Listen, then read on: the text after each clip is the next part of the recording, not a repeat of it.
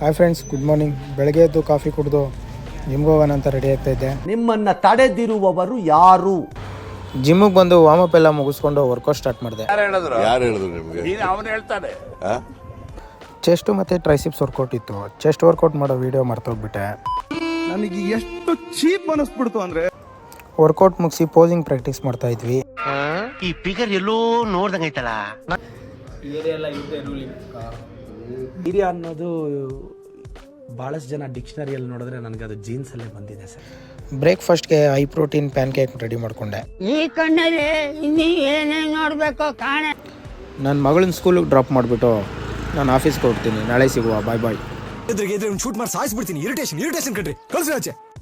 ನಿಮ್ದಪ್ಪಯ್ಯ ಅಂತೀನಿ, ದಯವಿಟ್ಟು ಹೇಳ್ಗೆ ಬಿಟ್ಬಿಡಿ.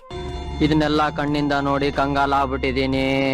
ಬೇಕಣ್ಣ, ಈ ಲೋಪರ್ ನನ್ ಮಗನ್ ತಲೆ ಬೇಕೇ ಬೇಕು ಅಷ್ಟೇ.